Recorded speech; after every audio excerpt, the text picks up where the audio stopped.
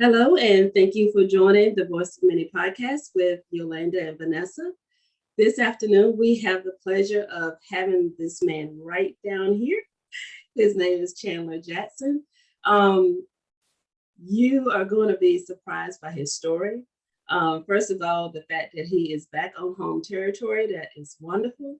But what he has done with his experience, his life experience, is amazing.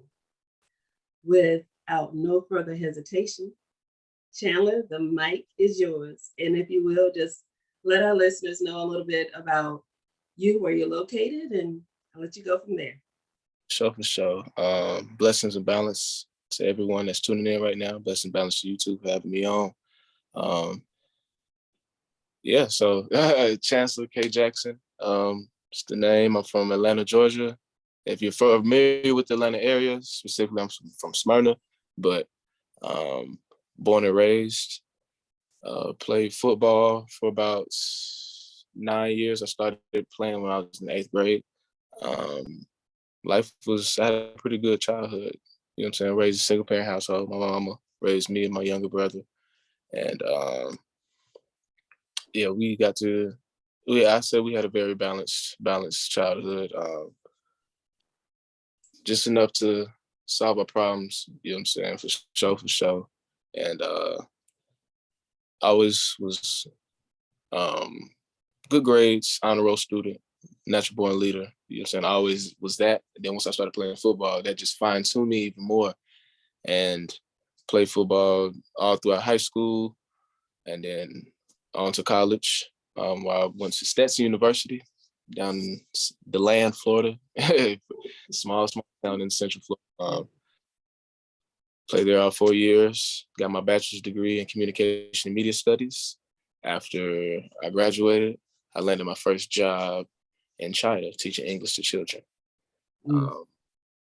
I was out there for 6 months total.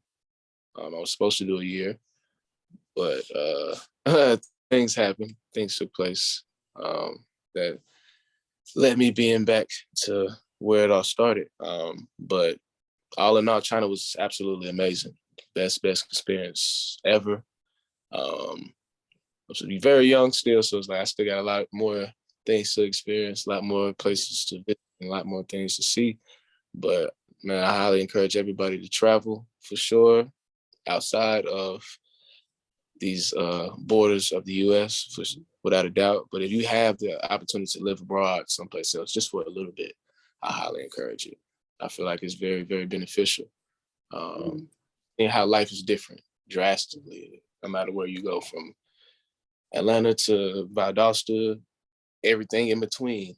And we just talking about one state. Now we compare this one state to New York or California, different regions of the globe, of the continent, or how different things are, no matter where you go. And then you take it from a more global aspect, from America to Asia to Africa to Middle East to, you know what I'm saying? It's different everywhere you go. So it's just like broadening your understanding, your level of just not, you know what I'm saying, what life is truly, you know what I'm saying?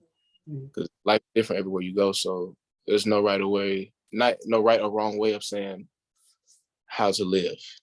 True, every people live completely different everywhere you go. You know what I'm saying? So it's like we can't really justify what is the right way of living, what's the wrong way, because you know what I'm saying, it's just different. But if you have an open mind, you'll definitely appreciate what you're being exposed to. You know what I'm saying? And being able to hopefully be able to learn something, you know what I'm saying, for sure. Very enlightening. But yeah, I know it's absolutely dope. Absolutely dope. And I love teaching. The kids were amazing. I love the people. The people were nice. Best customer service I ever experienced in my entire life. Meeting the other foreigners, of course. You know what I'm saying? It's like it ain't too many of us out here. So the fact that we met at all places, we met here in China. So it's like, well, everything about you is interesting. Everything about me is interesting.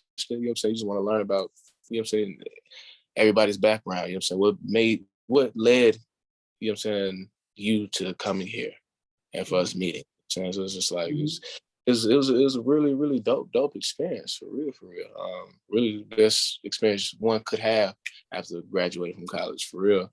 But then on April 4th, 2019, things took a turn. Things So took a turn. tell us what happened. So it's a day off for me. So I'm planning to head to an event in the afternoon with some colleagues and friends. So I go through my typical morning rituals, and you know what I'm saying, I get done with all that. Okay, I'm finna start pre-gaming now. For those that don't know what pre-gaming is, it's like you and Okay.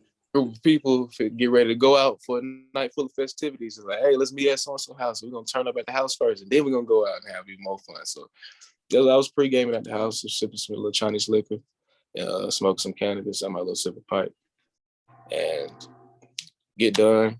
I'm getting dressed, make sure I got everything. I'm really about ready to leave, for real, for real. Here knocking the door, curious to see who it is, look at the people. It's 3 officers from the Beijing police. Instantly, you know what I'm saying, everything freezes, you know what I'm saying, heart sinks. So I back away from the door, scramble to put everything up, and open the door. They walk straight in, talking to me. Of course, there's a language barrier. So through translation apps, he's asking me my own drugs. Of course, I'm lying. I'm from Atlanta. It's the city of finesse. Live by the finesse, you die by it. So, of course, like, are you tripping? You know what I'm saying? He asked me, are there any house? Family, what are you getting this information from? No, what are you talking about? Passport? You might need some passport. Let me go grab that, bro, because you on something. You on a whole different type of time. Right. So I go get my passport, visa, apartment contract, grab everything. I go straight in there, slap everything on the table. Like, here you go, big bro. This is what you need to look at. So he sit down, he looking over. The other 2 officers, they just walking around the apartment, just casually, just scoping the place, not really people, you know what I'm saying? Not really looking into anything serious.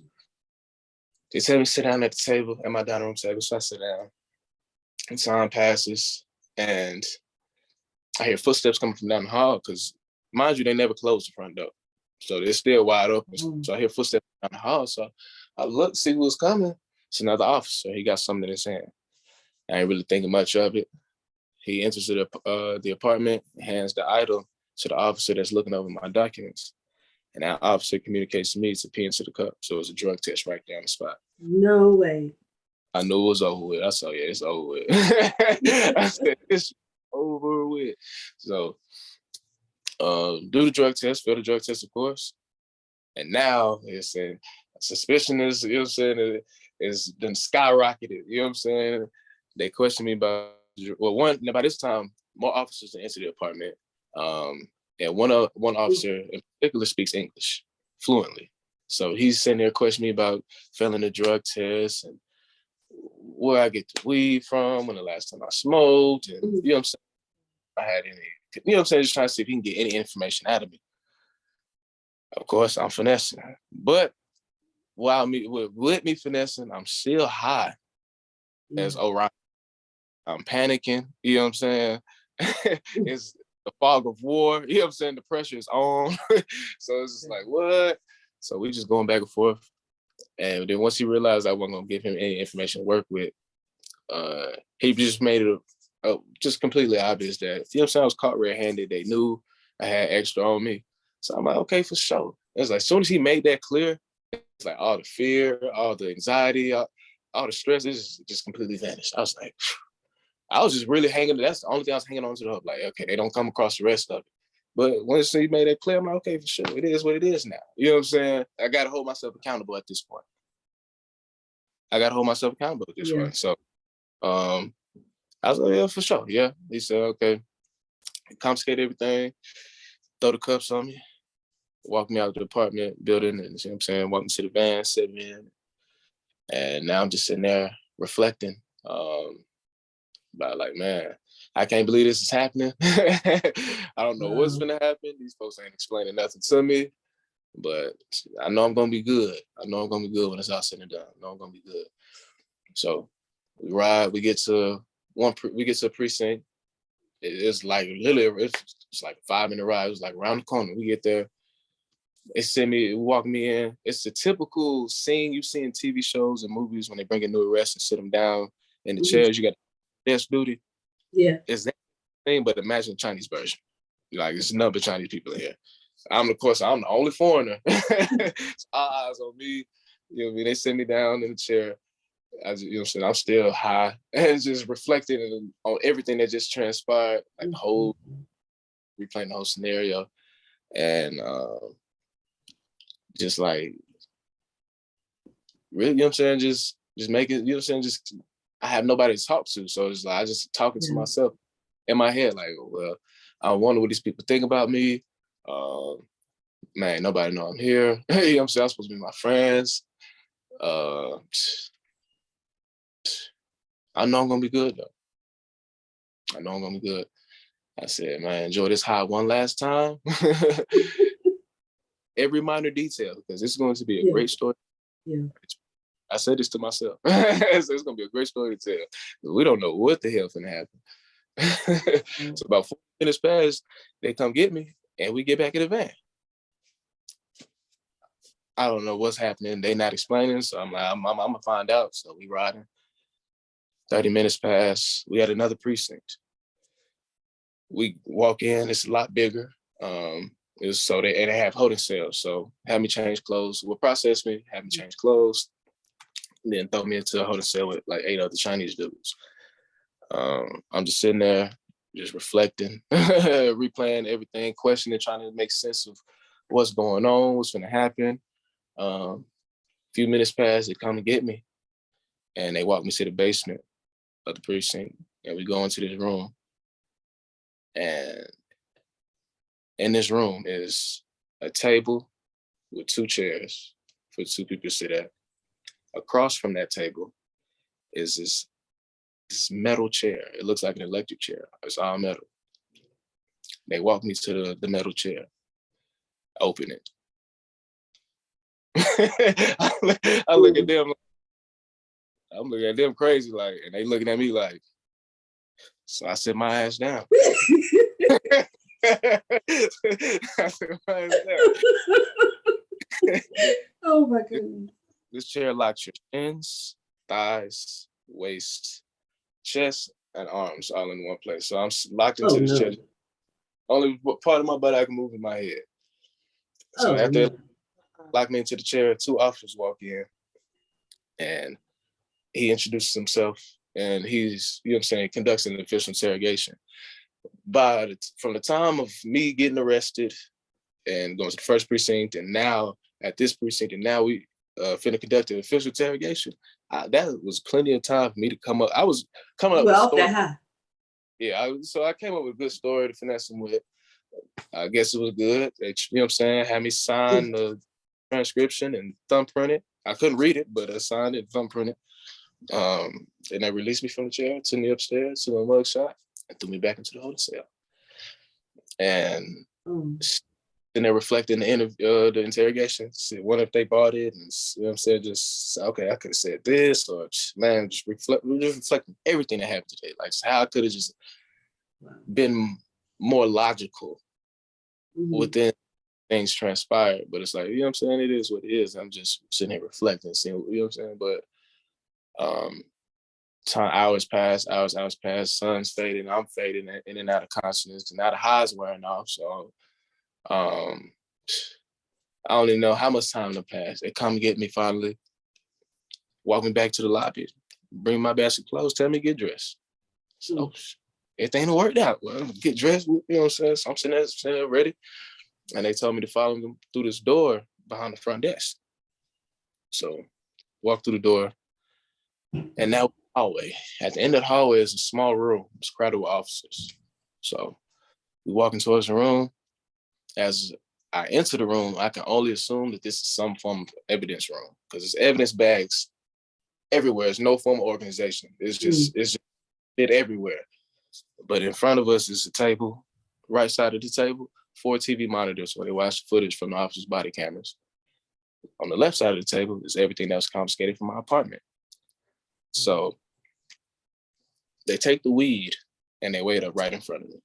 Now, this is an interesting aspect within the book because one, as a reader, you're curious to know how much I actually have, for sure.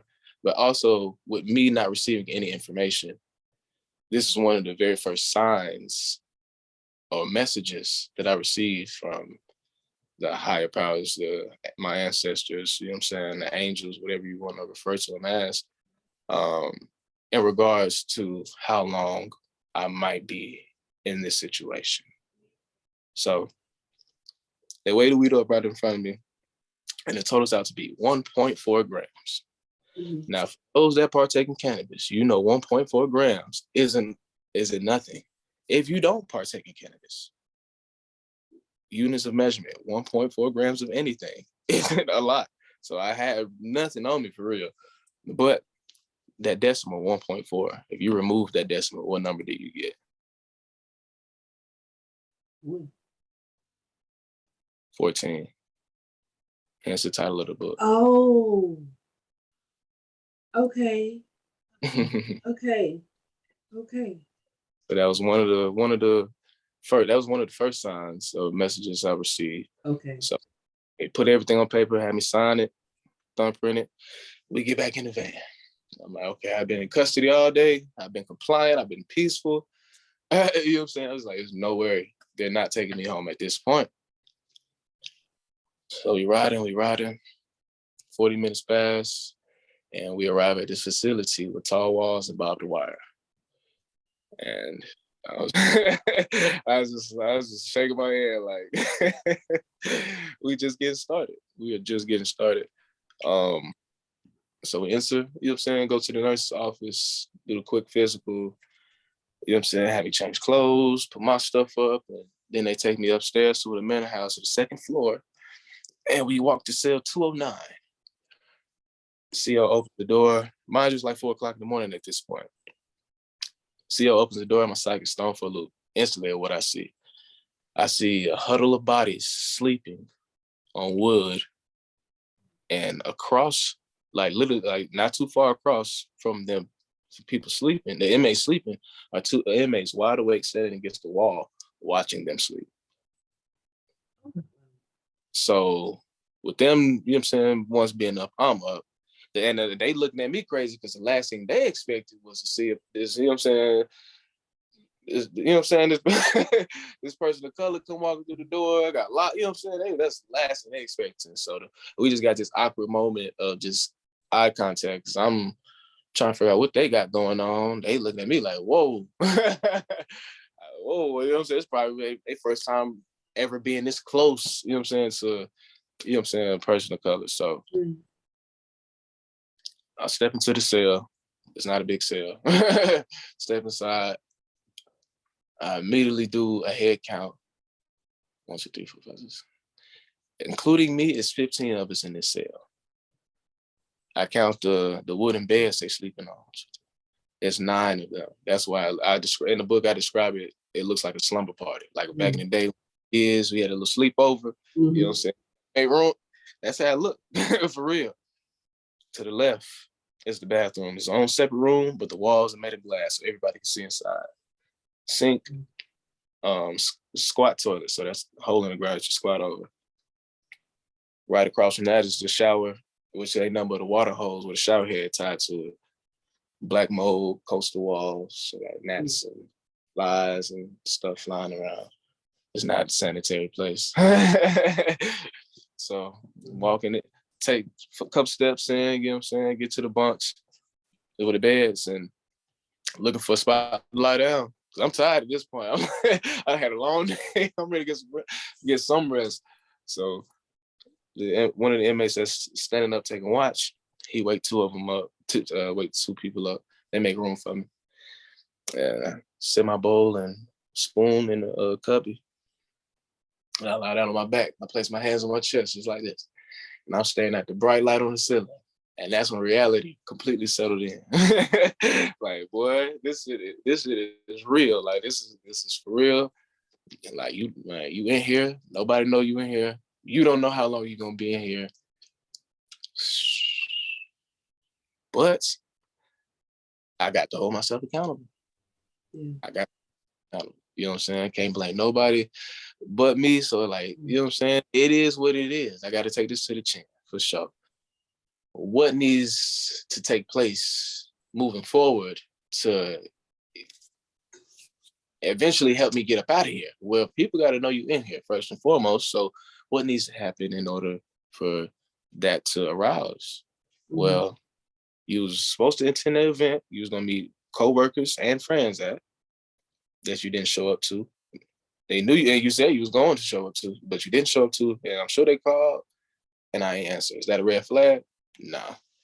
But come Saturday morning, when I don't show up for my 8 o'clock class, all hell breaking loose. Because one, they got to find somebody to cover my class last minute, and then two, one of the co-workers I was gonna meet at that event, I worked with at the same school.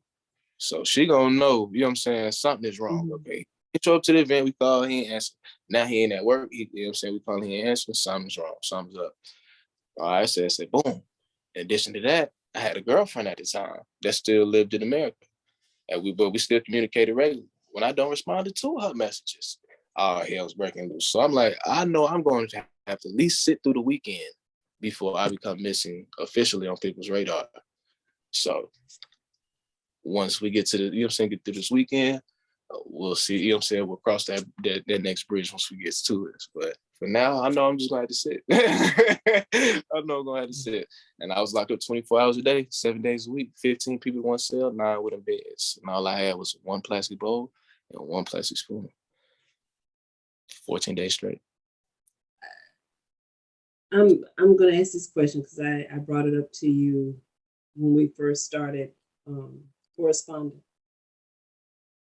Through all of this, I'm taking it from a mother's point of view. Mm-hmm. What was your mom's first reaction? Because I'm like, my daughter and we talk every day. We talk every day. If it's not by phone, it's by text. And and if I tell her, it's like, something wrong with you? You didn't call me today. You didn't text me. That's how we are. But, what I can only imagine, what's your mom found out? What happened? I mean. So I wasn't able to make contact with anybody until day 7, which was chapter 7. Mm-hmm. I was in there. I was, at least, you know what I'm saying, I was been incarcerated for at least a week, you know what I'm saying, before I was able to make contact with anybody. So that was the person I did speak to, my mom, because I had to find somebody to buy me a plane ticket for whenever it was my time to get released. So when I spoke to her, she was like, I was like, yo, what's going on, Mom? She's like, you tell me. Yeah. That's right. I started busting out laughing just like that. I was busting out laughing. She said, yeah, she received an email from the embassy notifying her that I had been arrested and I was being detained. So she was like, yeah, your brother, ironically, your brother dropped me off at the airport right now. I'll be in Beijing tomorrow about 5 p.m. I said, damn.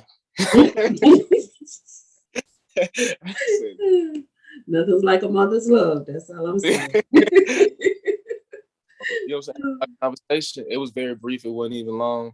After our conversation, that was the last bit of contact I had with, you know what I'm saying, the outside world. And so I had no clue what happened. I know, I'm like, she's going to be here. But she says she's going to be here. She's going to be here. So I'm like, I know she's here. I don't know what's happening, but you know what I'm saying? Days pass, a whole nother week pass. You know what I'm saying? I'm still sitting there. I have no clue how long I'm supposed to be here. You know what I'm saying? I don't know. You know what I'm saying? Nothing has been explained to me. So I'm waking up hoping, going to sleep disappointed. You know what I'm saying? Until just one morning they just called my name. I'm like, oh, you know, I was just in shock.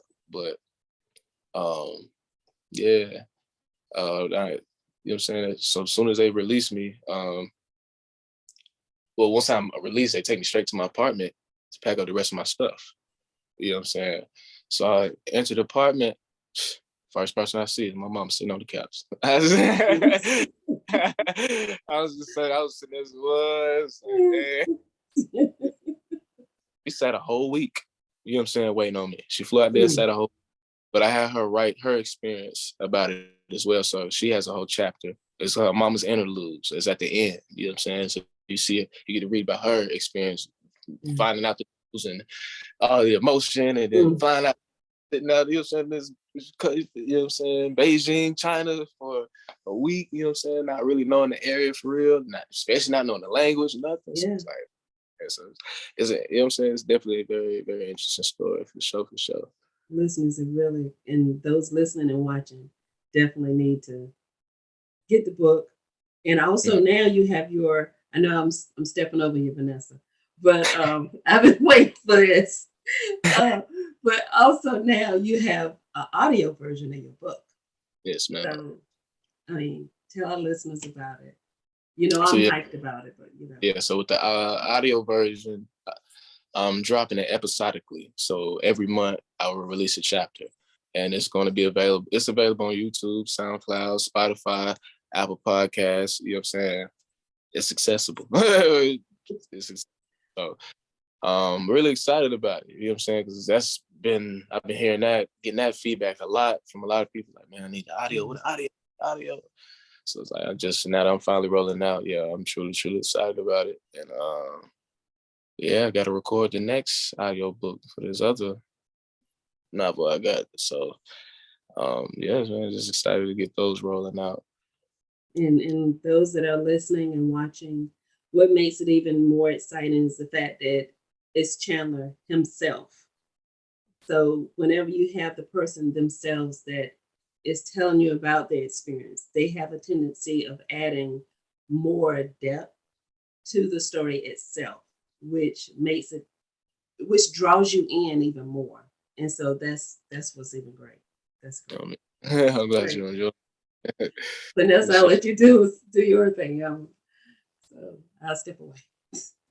I just want to ask one question real quick. So how are you treated by the other inmates? I know sometimes they have, like, some of the older ones will kind of grandfather you in and kind of give you the ropes of things, but how did that kind of go for you? Well, so with the language barriers, like, of course, they were the next morning. Oh man, all the eyes on me. I got, you know what I'm saying? Everybody's in my face.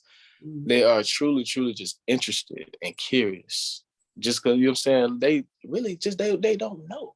As far as what they just see, some stereotypes, that's all they know. So it's like they actually have, man, they asking me a bunch of questions, but that language barrier, it was quiet. I was like, man, I don't know what y'all talking about. Y'all know what I'm talking about. None of y'all, you know what I'm saying? No matter how bad we want to talk, you know what I'm saying? I would love to chop it up with y'all, but it's like, bro, we can't, bro.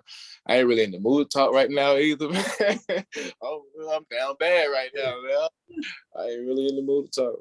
But it was one of those inmates in particular, me and him was able to form a special bond. Like, me and this man learned so much about each other, but cannot communicate verbally at all. You know what I'm saying? You know what I'm saying? So he ended up, you know what I'm saying, I referred to him as my representative, you know what I'm saying, after like the first day, but then as, you know what I'm saying, day 2 came, it's like, nah, bro. He was like, bro, you know what I'm saying, I'm your Chinese brother, for real, for real. You know what I'm saying? He's a couple years older than me, you know what I'm saying, wife, kids, you know what I'm saying? He telling me what he wanted to do, what he got out. He said he just wanted to eat some good food, get drunk, you know what I'm saying, and just kick back, you know what I'm saying, enjoy himself. Like, we having this, we communicating all of this, you know what I'm saying, but we can't talk, we can't speak. We communicate all of this, you know what I'm saying? So it was just very interesting. You know, he's a very interesting character within the book, and I get asked about him a lot. Like, you still talk to him? Like, nah, man, I don't know what happened. Because he ended up gets released on the third day, chapter 3. But when him getting released, it was like 12 other people that got released. So mine was 15 of us in the cell. So 12 people got released on the same day. It was crazy. I'm like, what? So what they finna do with us next? I hope I'm like, they must be coming to get us soon. Came and got us. We walked 2 cells down. He started unlocking the door. I'm like, man, I gotta go into this new cell. I don't feel like getting used to new cell. Oh man, I'm blowed. Head down. Well, as soon as you know what I'm saying, we walk in, first person I see is this big European dude. I assume he's European, big white dude man, about like 6'3", about 240. He's lying down. We're not allowed to lie down during the day. We only lie down when this man lying down. Scars all on his face. He looked throat. That's the first person I make eye contact with. I look at, because I'm just scanning the room. So we scan the room. He already looking at me. I look at him. We just make eye contact. I just put my head down. I just kept walking.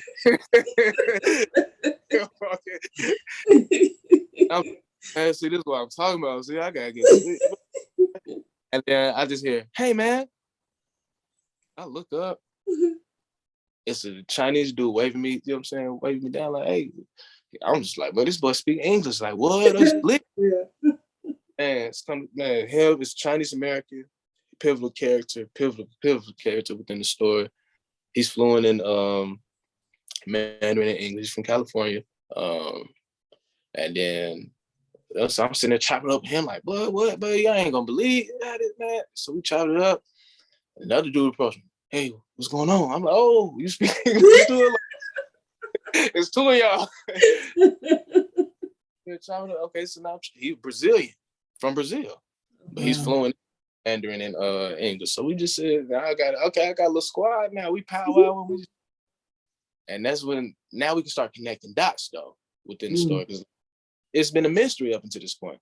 But now with these visuals, I can start making sense of how this process works, because apparently everybody in this cell knows their sentence, what they were arrested for. They know exactly what's going on. I'm the only one who ain't been told not a goddamn thing. So I'm able to learn like how the jail works, what are the rules of the jail, just from them, and how this process works overall. But as far as how long I'm gonna be here, the clock on the wall would tell.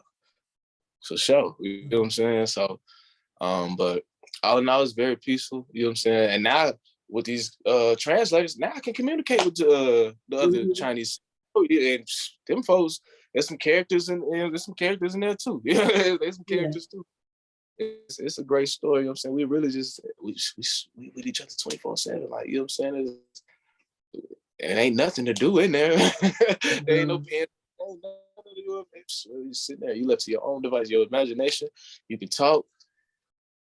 That's about it. You know what I'm saying? Try to get innovative the best that you can. You know what I'm saying? I learned commissary in this new cell. I'm like, where this come from? It was no toilet paper my last cell. I was thugging it for, you know what I'm saying? What? So it's like, I'm like, where y'all get this from? Oh yeah, they ain't let you buy it. I'm like, but I didn't know there was an option. You know what I'm saying? So it's like, well, yeah, my process was ugly, but my situation was ugly, but you learn about some other characters. Oh, honest. Up on the wrist, man. But it's a great story. It's crazy. It's crazy. Well, Chandler, I want to thank you so much for being with us and joining us and telling us your story. And we'll make sure our listeners get a hold of your book or be able to listen to you as well. For sure. Appreciate y'all. Y'all keep running y'all marathon. We're gonna do our best, and it's been awesome to finally get a chance to conversate with you. This is great. This is really great. I mean, you got folks outside blasting in his trunk. But yeah, it was a blessing to be on here. Great job, for sure. Thank you. Thank you.